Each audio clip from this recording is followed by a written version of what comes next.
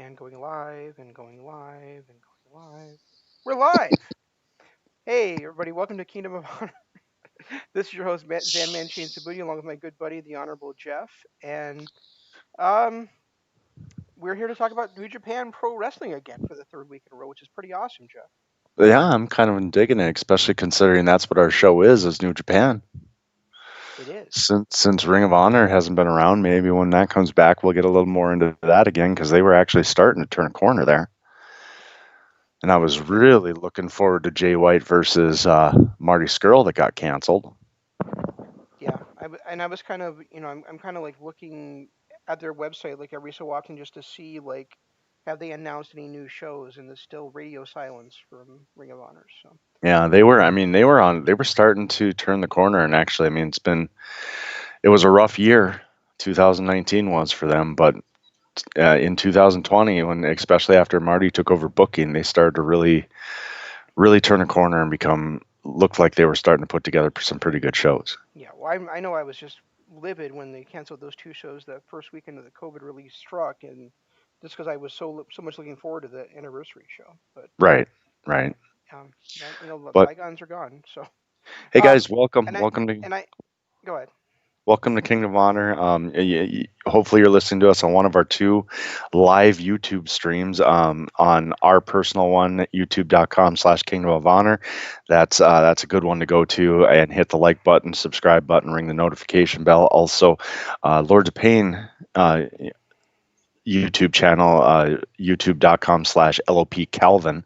That's another one where you can also hit like, subscribe, and ring the notification bell so that you can get all the live content that's done on these channels every chance that there is one. Absolutely. And I just wanted to make a programming note before we start digging into this, and that is that we're going to continue until there's like live American broadcasts of the New Japan shows. We're going to continue to be a little bit behind on these. Jeff and I would love to be doing a three man weave again with Imp this coming weekend for Dominion, but we're both kind of the opinion that we don't get a lot out of the shows when we don't have the English commentating going on in it. So unfortunately, we're not going to watch the live version. We'll watch it a couple days later as Kevin Kelly and hopefully somebody else at this point, but maybe not.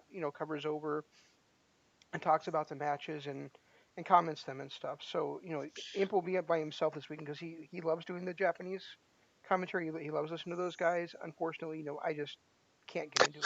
I don't I don't mind listening to those guys and we can really enjoy the shows, but the problem is we can't enjoy them to the fullest um to our fullest ability.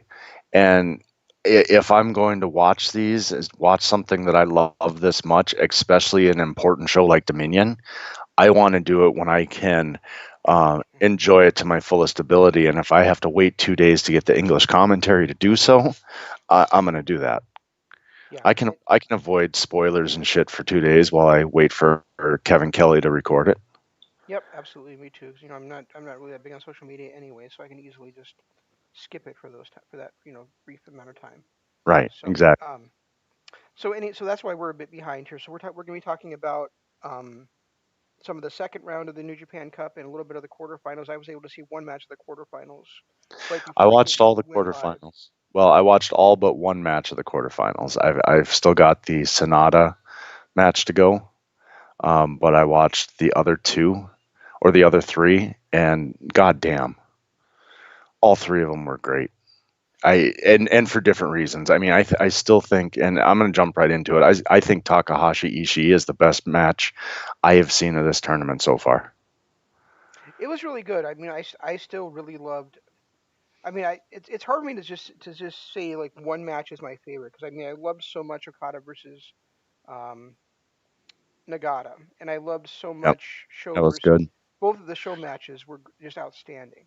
So I think his Shingo match might have been a little better than his Sonata match, but both of them were amazing. yeah, agreed. Uh, So I mean, and then but then like like you said, and then we both loved, even I mean not for its wrestling, but just for the story behind it. We both loved the Takahashi match against Yano too. Right. Takahashi has been outstanding so far in the three matches he's had, and I love the fact that when first started watching this match against Ishii, um, within the first 5 minutes, I'm messaging you going, "Oh my God, Takahashi's gonna die. He's going to die standing there toe to toe with Ishii or with Right. Ishii." I thought for sure he was gonna get destroyed, but it was a cool way to end that match. I love the fact that he pulled out two brand new moves to finally win it. It was just a great match, just an absolute great match. Yeah, it was. Arlo, throw that And away. just, Don't. like I said, I just kind of have a hard time like picking a favorite between them. So, I don't at all. That was that's the cool. match, and I think a lot of it. You may know, cool. That I think the fact that it was such a mismatch on paper, and not a mismatch talent wise, but size wise, and just I'm not used. I mean, yeah, we saw him in Takahashi against Rio Lee in that slugfest, but that was Rio Lee. That's another junior. To watch him stand toe to toe with a guy like Ishii and to get just destroyed like he was, and still be able to put on a great technical match and pull off the victory and tell the story they did throughout the match, I it was impressive. Sure. There was so much about it to like. Yeah, there was. And Ishii is one of those guys that he never gives you a bad performance anytime out there. Mm. So And Taka's one of those too. So to get those two together with their mix of styles and um, to see that toughness out of Takahashi, it just that was insanity, just absolute insanity. So I'm glad you got to watch that because it was gonna be really tough for me to talk about it without talking about it. yeah, I will say this. yeah, it was great. I mean, and it was weird to see. I mean, not that it was the same match, but it was weird to see like parts of this match that were similar for somebody like Takahashi, to play almost the role of like the wrestler Right. a bit, in this match. Not all the way through, but there were definitely spots there that were reminiscent of those great matches. Oh yeah, yeah. It was. I was really impressed with it. I really, really was. And another thing to note out of this, and you haven't seen his match against Yoshihashi yet, but it, it was prevalent in the first two matches, really prevalent, and then of course you'll see more. You'll see it again in the third match. But it's really nice to see Evil back to being evil, back to being the old Lij asshole, break all the rules, do what you can to win evil. With him taking that low blow against who did he face? I can't even think of it now. Goto. Against Goto and win the way he did to kind of take shorthanded attempts against his first round opponent. It's nice to see that evil back again. It is, but at the same time, I'm kind of over evil. I mean, there was a time where I thought where it looked like he was going to be like the next, if not, a strong Intercontinental champion, at least the next dominant, never open weight champion. And Yeah. it's been a while since then, and I've kind of have lost interest in him over the Well, years. once Lij started turning face, when they started to become fan favorites, they all kind of changed their styles, and it's nice. And maybe it's more the teasing of the breakup because I know they were really heavy into that towards the end of last year about Evil eventually leaving Lij and everything, and maybe they're teasing that again. I don't know, but it's kind of a nice change of pace for his character has gotten stale. And I still say this: he has the best intro music in wrestling today. Yeah, it's good. I mean, I don't know. I guess I'd have to really think about that. But um, I can't think of another one that the second I hear it, kind of like you were with Roderick Strong from 2011. I can't think of another intro where I hear the opening bars and those opening, not really gong tones, but they're more like pounding on a railroad spike type of thing. And as soon as I hear that, I'm immediately fired up just because I know what I'm going to listen to. yeah, I mean, I really do enjoy Judas too. But the thing is that with that is that it's not really like a wrestling theme. I mean, it is, but it was already a single. I heard it for 800 times on Sirius. Right, and now with them overdoing it with the singing and everything, singing along with it, it's gotten kind of stale. Yeah. It doesn't have the same energy that it used to. No, not at all. Um, what else was I going to say And about? and Yeah, Kenny kind of I guess that I guess the thing with Evil is I mean it's it's weird for me that he beat Goto just because it's first of all they feel like the same guy, right, and exactly. And and secondly they're both they really are really like more like gatekeepers. So so for them both to get to the quarterfinals is a little bit, or one of the two to get to the quarterfinals is to me a little bit I don't know, like disingenuous in a way because there's just no way they're either one of them is going to advance past that. yeah, and that's true. At the same point, I don't know, if Oh wait, where the no. Oh wait, no. Whoever wins that no. One of those guys is facing Yoshihashi, aren't they? So they're going to make it to the semis, but they're not going to make it to the finals. yeah, I can't imagine Yoshihashi is going to make it to the final to the semis. So not after his injury. well, even so, even without that, Right, exactly. That was he's another guy that I was surprised made it out the first round. There were a handful of guys that surprised me they made it out of the first round, and he was one of them. yeah. And to have Taichi make it through the second round, that really kind of bummed me out.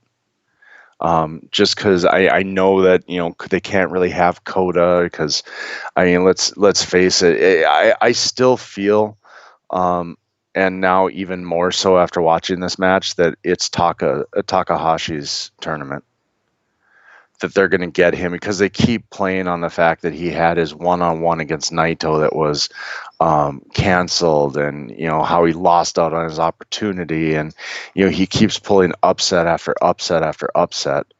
I can't see anyone else, even and I don't know the rest of the bracket. I don't know what's going on outside of the evil Yoshihashi match. I don't really know who has gotten into the semis, but I can't see anyone really beating Takahashi with how great he's been.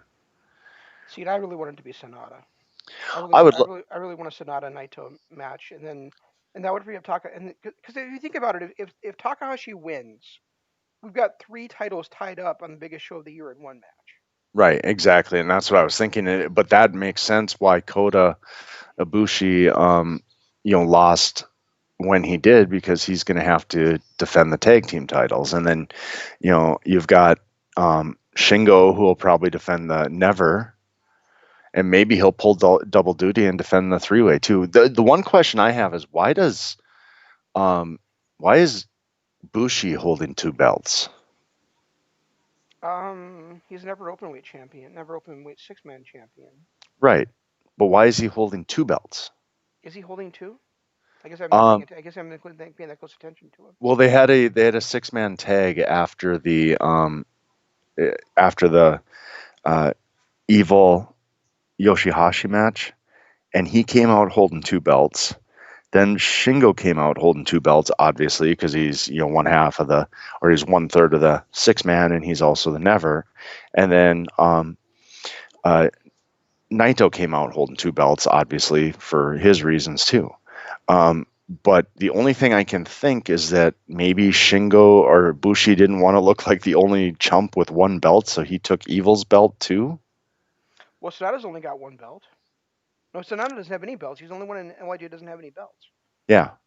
Um, who are the junior heavyweight tag champs right now? Um, I have no clue.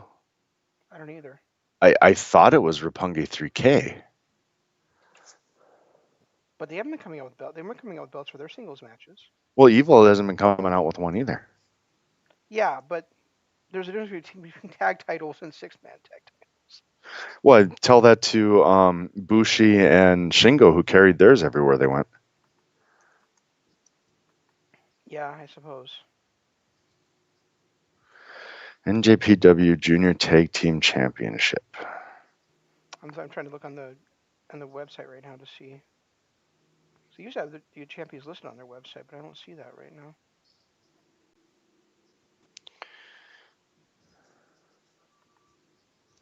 Yeah, it's listed four-time current champions Roppongi 3K. Oh, okay. So And you're that's what I thought. I was pretty sure they beat because they were the ones that beat uh, Ishimori and oh, I can't think of his name. Phantasmo. Yeah, El Phantasmo. Yeah, The weird thing is that with all this COVID thing, Wrestle Kingdom, even though it was back in January, feels like it was 2 years ago. You know, it feels like a it long really time does, ago. doesn't it? Yeah. It really does. Oh, there we go. Wow. I found it. It's under profile. So yeah. Okay. I found it by just searching Wikipedia. I know, They're usually but I good. knew they had it on the website somewhere. And I couldn't find it. Now I found it. So Yeah, they won at the Tokyo Dome against Bullet Club.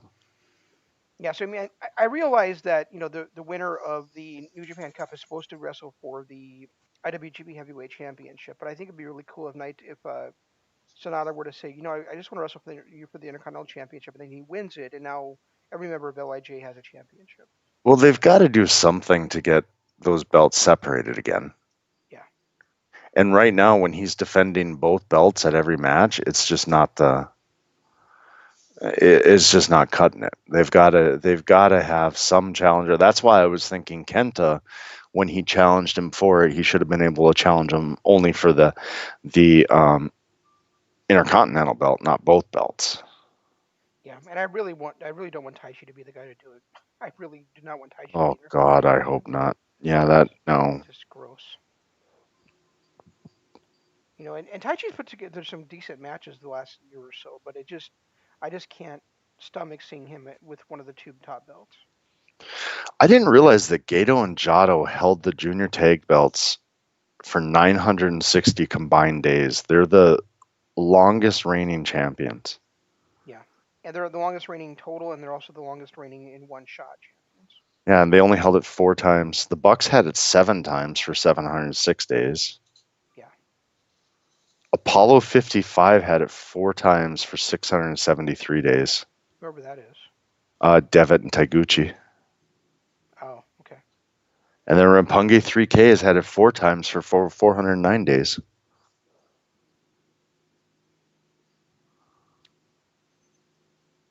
Yeah, but a lot of those days are since Wrestle Kingdom this year. You know. Holy shit, Suzuki Gun, Desperado, and Kanemaru held it for 304 days Yep. You didn't remember in that? in one reign. No, I didn't realize that they had it that long. Yeah, they're the second longest reigning with that title after Gato and Jado. That's amazing. I guess I just never realized it. I also never realized the Red Dragon held the belts either. They They sure held it did. twice. Yep. And so did Motor City Machine Guns.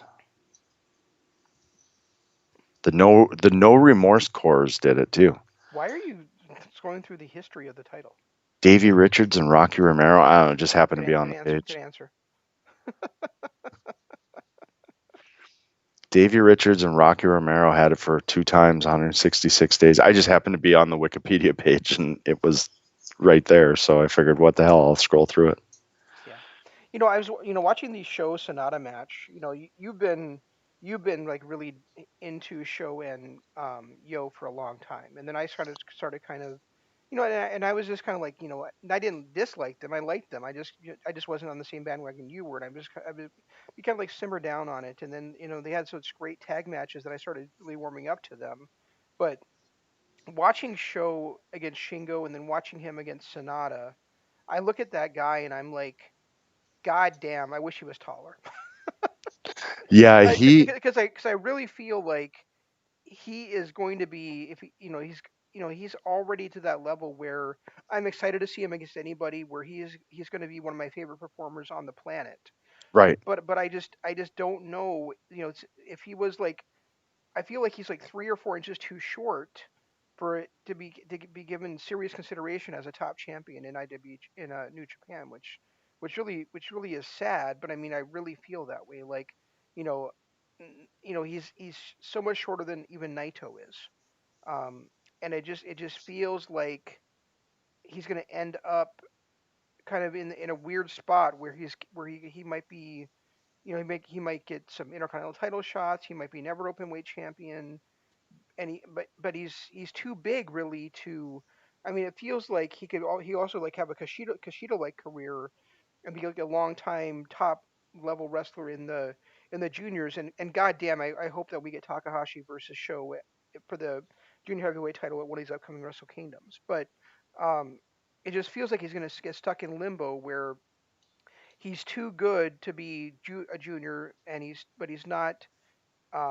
He doesn't have like all the pieces needed to be the top guy in the heavies. Well, if you think about it, wasn't Shibata much like that too? No, Shibata was tall and lanky. Was he? I thought he was shorter. Well, I'll look that up while you're talking. I'm looking it up too, but No, you um, talk. he's only 6 foot, so I guess he's not super short, but I guess he is huge, 227 pounds, Yeah. 6 feet tall.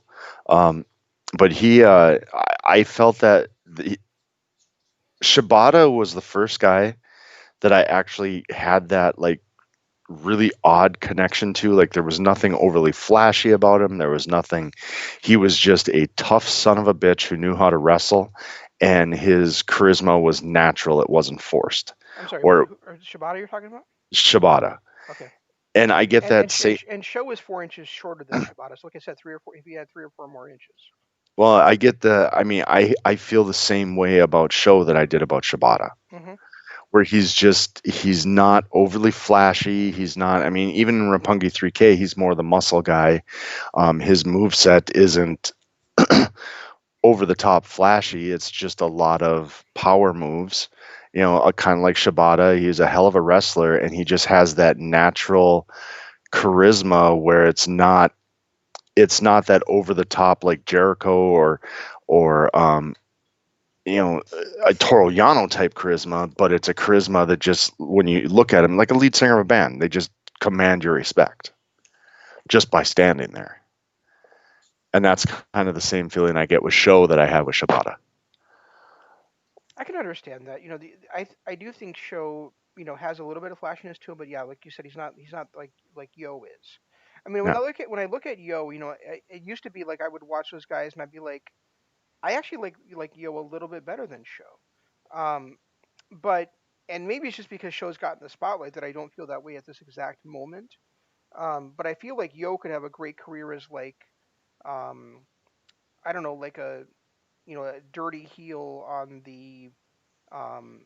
on the in the cruiser, in the juniors. Yeah. I don't think he's got the frame to add on the muscle that Show has. Um, so in that sense, I think there's a I think there's a chance that even though Show is quite likely the more talented of the two, that Yo might end up having a better career just because he might have a spot that he can kind of nail down where I think Show is going to be floating back and forth for a lot of his career. You know who that reminds me of? Who's that? Davey Richards and Eddie Edwards. Show is the more talented of the two, like a Davey Richards, Hmm. but Yo is the one that will have that ultimate connection with the crowd, like Eddie Edwards. Well, I don't even know if it's a connection with the crowd as much as it is. I think that Just that connection in general. I guess maybe not necessarily with the crowd, but just that connection in general. yeah, That for some reason Davey, as great as Davey was, and Davey had his connection with the crowd, and Davey was, the better technical of the two, and so on. But Eddie Edwards was the guy that just drew everybody's eyeballs. And it's kind of the same maybe with Show and Yo, is that Show is the the guy who's ultimately probably going to be yours and my favorite out of the two, but might not be the guy that actually catches on with everybody. yeah. I do think Yo has more of a personality than Show does too. Yeah, I exactly. he's got kind of got that little wink and smirk to him, and so that's why I think he can be such a so good as a heel. Is he's got that that little bit of verb to him. Right. Where Show just seems like a straightforward ass kicker. I didn't realize, when I was watching the Okada Ishimori match, I knew there was a huge size difference. I didn't realize how much until I just looked up the fact that Taiji Ishimori is only 5'4". Okay, I never realized he was that short. what's Okada 6'2"? 6'4". Okay, yeah, he's pretty big, isn't he? Yeah, and it's noticeable when you see these two in the ring together. It's like scary noticeable. Yeah, I bet. I bet, and I bet it was a really good match too. So Yeah, I'm it. not sure when I'm not sure. I still haven't finished watching Dynamite from last week, so I don't know when I'm going to get to this NJPW stuff. Oh, it's the nice thing is Maybe that maybe Thursday and Friday I'll watch it. well, the nice thing is that they're not, now you're not trying to watch 16 matches, you're only watching 4. Well, And then yes, you're total of watching six. Yeah, a total of 6, yeah. and I, So and as you it's and as you and I'm just kind of skipping past those 6 8 man 6-man tags. tags. Yeah. Yeah, well, and I kind of cheated in the first and second round is I didn't watch every single one of the matches. I watched the ones that I thought were going to be good matches. I didn't start watching literally like normally I probably would have skipped over the evil Yoshihashi match, but because there were only 4 or 6 matches left, I figured what the hell, I'll watch it. Yeah, I see what you're saying, and it's kind of like a couple of years ago, like because the way my schedule worked out, and and it was the first year I hadn't been working 2 jobs in a dozen years. I could actually sit down and watch like every match of the G1 climax. Yeah, the G1's going to be a little bit different. Like I probably will watch every match of the G1. Wow, Okada's wife is cute. I didn't know Okada was married. I didn't either until just now. Of course, I didn't know until like 2 weeks ago that, or no, I think it was last week that Tessa Blanchard was married, and I wish I didn't know still. Yeah, I'm still shaking about that. It's Well, and you were like so into her, so it's like gave me 3 days worth of nightmares. It's like, are I you kidding me? I know. I could have I mean, actually you were had like that. literally in love with her for like a year, for like a year, and then Oh, a year and a half, 2 years, whatever it was, and and then I some guy that that you're even better looking than could. I hear the word Daga, and I'm just like now I'm just in like convulsions thinking about how awful that's got to be.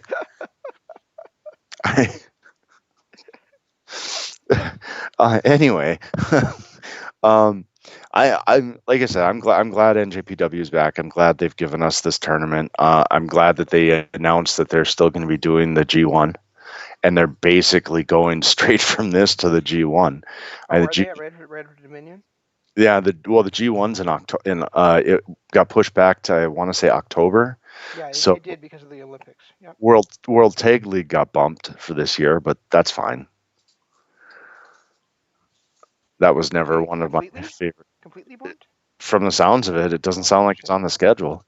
Okay, Uh, that's yeah. I'm not care that much either, but I just thought instead of doing like a G1 type tournament, they could do like a New Japan type tournament with it. So. yeah, it would be better considering they really are lacking on tag teams. Hmm. I mean, even if this COVID stuff does clear up and they can bring in the ROH tag teams and the CMLL tag teams, they're still really lacking on tag teams in NJPW. One thing I do want to mention too, and I know we're going to do like a quite short show tonight, just so you can get to your kid. But I don't know if you noticed yet, but there's a show called Lions Break Collision that's been added to NJPW World as well, which is some matches that were taped in empty arenas in the United States. Yeah, didn't they have the And first episode of that on the 4th? They did, and Okay, I saw I think that, but I I think wasn't. there's a total of 8 matches, and I think they're going to show a total of 4 episodes with 2 matches each. But what I really wanted to mention about it is that one of those matches is going to be featuring a guy that you and I are very familiar with, making his NJPW debut, and Ooh, that is one filthy Tom Lawler. really? Really. Is he not with MLW anymore? I don't know if I don't know about that, or if it was just kind of like, we're not filming things right now. We'll give you a chance to, um, we'll give you a chance to just wrestle these empty arena matches. So, because there was some, there was some like discussion about like, well, is Tom's match actually going to air on the network? But I think it actually is going to. So, Oh, wow. That's actually, I'm looking forward to that. yeah, me too. I don't know. I don't know exactly who he wrestled, but I do know that he had at least one match in that on that show. So Okay, it says World Heavyweight Champion 2019 to present. What's So that? I don't know if it just no. Okay, he lost on November 22nd, 2019. It was announced that he signed a new multi-year exclusive agreement with MLW. Hmm. So yeah, he's still under contract with MLW Yeah, he and is. supposedly exclusive. Well, yeah, but I mean, what are you gonna, if he calls you up and says, hey, we're not running any shows. I have the opportunity to make a little bit of money wrestling a match for New Japan here in the States. I don't have to travel anywhere. It's an empty arena. Do you mind? Do you think MLW is gonna say no? You can't do it.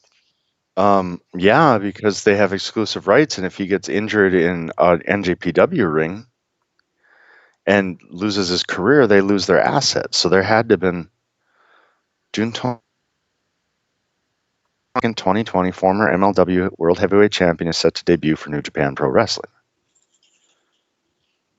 Yeah. So, well, I I mean, mean, that's one way to look at it. The other way to look at it is, okay, well, if we open the door and let Tom wrestle for them, maybe it's a step towards getting a working agreement with with the second biggest company in the world.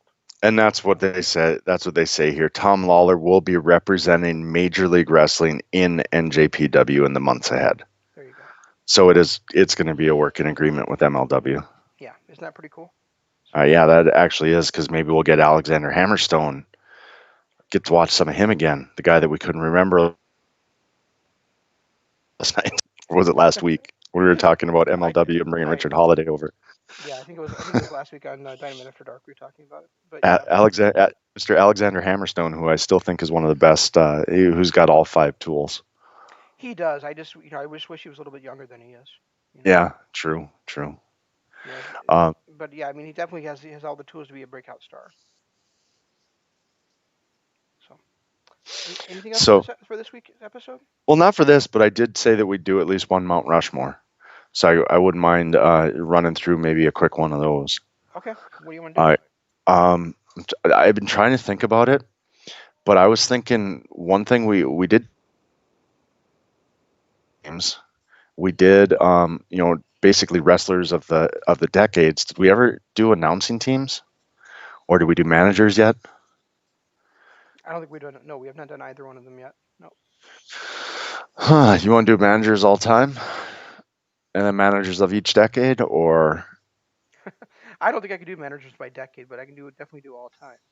So, I mean all time? It's pretty cut and dry for me. I think you got to go Heenan. I would say probably J.J. Dillon. Um, God, outside of that, okay, it gets a little bit rough right there because I don't remember too many managers. Paul Bearer would probably have to be up there. I'm trying to think who I would. I'm trying to think of myself, who I would include in there. Yeah, being managers is tough too. I mean, because really, once you started getting into the 2000s, manager, well, I mean, you had Scott Diamore, you had uh, uh, dude from TNA, Abyss's manager, James Mitchell, Oh yeah, he was who good. was, and he was, he had a presence in WCW too. So it's not like he was a one-trick TNA pony. Um, and, Scott Diamore for his what he was, he as coach of Team Canada was pretty solid too. But I Yeah. don't know if I'd say best, one of the best ever. I mean, Bobby Heenan by far. There's nobody better than the Heenan family in the '80s and in WWF. I don't know that there's anyone that could compare to Bobby Heenan. No, there's not. Bobby Heenan is the all-time great. I mean, if there was truly a Mount Rushmore of managers, if we really wanted to be honest, it would be just like one huge mountain with Bobby Heenan's face on Yeah, it. to be honest, I mean, yeah, you got to have Jimmy Hart in there maybe somewhere. Um, I would not have Jimmy Hart in there. you wouldn't? I thought I Jimmy Hart. I thought Jimmy Hart brought a lot, especially with the different characters. I mean, a lot of what he did with Honky Tonk Man and the Hart Foundation, and then when he went to WCW with the Legion of Doom. Was it Legion of Doom? What the hell were they? No, they weren't Legion of Doom. What were they? Who are you talking about? Kevin Sullivan's group, Oh, the Dungeon of Doom. Dungeon of Doom. Yeah. Yeah, I thought he. I mean, he definitely had his place in history. Yeah, I suppose that's probably true, but I guess you could even say he managed Hulk Hogan to his first few WCW world titles too. You know. Yeah, he did. Um, yeah, Bobby Heenan's up there for me. One guy that I think that that you probably would have mentioned if you thought about it for like an hour is Paulie Dangerously. The Oh Dangerous yeah, Alliance was fantastic. He was and great then managing Taz, Sabu, and Rob Van Dam. Or no, that was not him. That was never that mind. was So that yeah. was Bill Alfonso. So I'm gonna put him in there too because I loved his work Well, in ECW. Um, but Heyman did manage Sabu, yeah, I guess he did and for a while. who else was in that? Wasn't Shane Douglas part of his little stable there too in the early days of ECW, I don't remember or him was Shane just kind of specifically. off on his own? I think Shane was just kind of off as he always had like he had Woman for a while, and then he had Francine. He Okay. really usually and speaking of women managers, I'm gonna you said last night that you thought that Randy Savage being managed by Sensational Sherry was a mistake, but I'm gonna say Sensational Sherry deserves to be recognized here. She was a great manager for Savage. She was a great manager for Shawn Michaels, and then she was also a great manager for Ric Flair, and then Harlem Heat later on. So I'm gonna say Sensational Sherry deserves to be in that top four too. You So, can't so, forget. so You that's what can't. I've got there. I've got Bobby Heenan, I've got Paulie Dangerously, I've got Sensational Sherry, and I've got Bill Alfonso. See, I'm gonna go Paul Heyman, or I definitely got to go Paul Heyman, Paulie Dangerously, just because not just was he, a great manager in ECW and WCW, but he was also, an advocate, which is basically the new way of saying manager, in WWF for many different people, but especially Brock Lesnar. So Paulie's going to be up there, and Bobby Heenan. Um, Yeah, you know what? I don't want to um, shortchange this real quick here. So if we're talking about him in WWE, I also want to say that unfortunately, having Paul E. Dangerously or Paul Heyman as his manager killed Cesaro. So no, absolutely, and I don't think it did much for uh, God, I can't think of his name. Axel, Curtis Axel.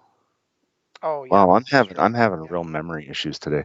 but But yeah, it was definitely great for both Lesnar and CM Punk, no question. no, So absolutely. So I mean, Paulie has got to be up there along with Heenan as one and two. After that, it's kind of, I guess it just depends on your taste. I really like J.J. Dillon with the Horsemen.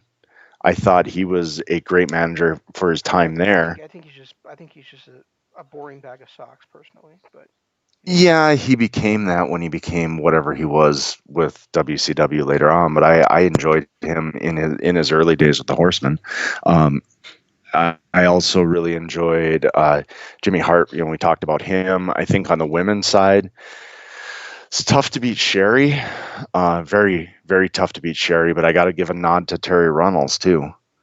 I thought Terry was really phenomenal in the mid to late '90s with her little runs that she had with different tag teams and of course her husband Dustin and uh, all of them, and then of course Meat. Meat was another one of her standout. I'm just looking at her actual performance as a manager, not who she managed. I'm trying to think of who else. Paul Bearer had some really good runs in the early to mid '90s. Yeah, He was I just never felt another I one. just never felt like Paul Heyman did that much. I mean, not Paul Heyman, but Paul Bearer did that much. But the difference was with all those managers is outside of Heyman and Bobby Heenan, were there really ever managers that outshone their talent? I'm not saying outshone, but I'm just like for the most part, Paul Bearer like stood there with an urn and he would like lift it up to Undertaker. That's pretty much all he ever did. You You know. know who we're forgetting? He had a very short but very memorable run. The Doctor of Style, Slick. Oh come, Slick is almost as bad as Fuji. Oh, come on. At least Slick was entertaining. Fuji was kind of the guy that just stood there and then threw salt in people's eyes. Usually through his own eyes actually. Yeah, that is true. Yes, he did. Yeah, he did. God, I can't think of really anybody else. I know I brought up the managers, but there's nobody that stands as high as Heyman and Heenan. I mean, Heenan by far above and beyond, and then Heyman kind of a distant second. But outside of that, it's just a pick 'em, really. Yeah, it is. And I mean, one other guy that that we haven't not mentioned, but he had runs in WCW, the WWF, and now in MLW, and that's Colonel Robert Parker. oh yeah, yeah, Jesus, his original stud stable, and then his stud stable in MLW. I mean, the original stud stable was amazing. Yep. Oh God, and he had a good 30-year run too. Yeah, You I know, agree with that. I think we'd have to put Ronald. I would have to put Colonel Parker up there as my number three, and then I know you disagree, but he had such great colorful talent, and he actually was able to get something out of that talent. Like, I got to go Jimmy Hart. Do you really think the Honky Tonk Man would have ever had a career had it not been for Jimmy Hart by his side? No, I mean, I guess I just think like he was in the same era as Bobby Heenan, and he now showed him all the time. So Yeah, and I mean, he was clearly the number two, but he was the number two to the greatest of all time. That's like saying The Rock, is nothing because he was in the same era as Steve Austin. yeah, It's not. you have a had point there, but at the same had Bobby time, Heenan not been there, Jimmy Hart would have been head and shoulders the best manager of the era. yeah, at the same time though, I mean, how many more great managers would there be right now if the era of the manager had not ended for whatever reason? I mean, there's still guys out there that would managers would work great as mouthpieces for that, just they just don't happen anymore. Right, and I mean they do occasionally, they pop up here and there, but then they quickly become an authority figure or a part-time wrestler. Yeah, It's the same thing with valets. I mean, valets were considered managers at one time. Then you get people like Lana, who you think is just going to be a valet, and next thing you know, she's in wrestling matches. yeah, And Alexa Bliss was another one. She originally was just a valet in NXT, and then next thing you know, she's an actual wrestler. So it's sad that that era ended because I think there was a place for it. There was always those wrestlers like Hercules or, the Hart Foundation in the early days who could not talk a lick, but they needed that manager to be their mouthpiece. And there's still guys like that. There's still guys like that that could really use a mouthpiece. yeah. I mean, we look at the guys that are being used um in AEW right now, like I don't think that Lance Archer needs a mouthpiece. No, I I don't don't either. I don't I think don't. Cody needs a mouthpiece. It just it feels like I think Tully Blanchard works well for Sean Spears. But I mean I think really like these old time wrestlers that they have as managers could be deployed with other people that and they would do a lot more good for other talent than what You we're currently know, seeing. somebody that we did not mention and almost feel like I personally completely overlooked him simply because of his wrestling, Who's that? Gato. Oh, yeah, that's true. I think about it. Over the last, what, 8 years, he's technically been a manager. He just occasionally gets in the ring. But, he managed Okada for years, then Jay White, and, Bullet Club, and he's really been that Bobby Heenan-esque manager in New Japan, and he's had quite a long run doing it. Yeah, I think it's a little bit difficult for us as American wrestling fans to really appreciate um, Japanese managers simply because we can't really see like we don't have the same we don't know like our their antics or what they're saying and because half the thing with Bobby Heenan Was his mouth. was his mouth and Yeah. Gato is probably the same way but yeah I mean he's great as a manager, no question, especially with Jay White. If you look at his antics, just his antics, not even his words, but just his antics over the last, I would say, 6 years, I, God, he might be in there too. I think I might take Colonel Parker out and put him in there because Colonel Parker was great and managed a lot, but Parker was never really more than just a guy standing there being a mouthpiece. As far as and considering he was a heel for 90% of his career, the fact that he never really got involved and never really made, an effort like a Heenan or a Jimmy Hart or somebody like that would, I got to give that edge to Gato. So my four are going to be Heenan, Heyman, Gato, and Jimmy Hart. Okay, sounds good to me. And I've still got Heenan, Heyman, Sensational Sherry, and Bill Alfonso. Yeah, and Sherry's a tough one to deny. Yeah. That's a tough one. And Bill Alfonso, I guess I just didn't see enough of him to really love him that much.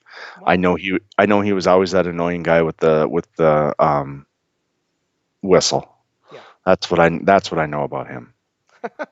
So And that was entertaining as hell to me. So well, yeah, it was just annoying to me. But all right, so yeah, I guess that's all we got. So guys, make sure you check out our Patreon. I'm not going to get this one up today, but it is live on YouTube. So of course, let's do the YouTube first. If you're listening, hit the like button, subscribe button, ring the notification bell. We really do appreciate it. Then head over to, and that's youtube.com/Kingdom of Honor, and then head over to the LOP youtube.com/LOP Calvin. Do the same thing, like, subscribe, ring the notification bell, and then, vice versa to the other one. Patreon.com/Kingdom of Honor. That is where you're going to find our archives, which go back all the way to 2015, as well as some exclusive stuff. Every audio version that we do of any show ends up on there at some point, including some exclusive shows that we have been doing recently. One last night, for example, which was our Deserted Island series of Macho Man Randy Savage. Kind of a look back at his career, quick little retrospect, and then a rundown of our top four matches that we would want if we were on a deserted island. So that's patreon.com/Kingdom of Honor. You can access those tiers by making a small donation to us, which again, we really appreciate because it helps us keep doing this stuff that we're doing. And then, of course, follow us on Twitter. I'm at Regi Co-op. He is at ZanmanLOD. Use the hashtag LOP. KO. LOP. Ah, jeez, I need a nap. At, at ZanmanLOP, and use the hashtag DAD and the hashtag KOH for everything. That's what we do. So Yep. And stay tuned tomorrow night for us here with Dynamite After Dark, as it's the second half of Fighter Fest. And then on Thursday is LOP Radio Adventure. On And then this weekend will be WWF The Legacy Series, and also Imp will be doing the Aftershock show, as we talked about earlier, um, for Dominion this coming weekend. And then we'll be back with you next week with Kingdom of Honor with more New Japan Cup for the quarterfinals and the semis. And that's all we've got. We'll try to do better next time. This is Shane saying long days, pleasant nights, and Jeff saying goodbye.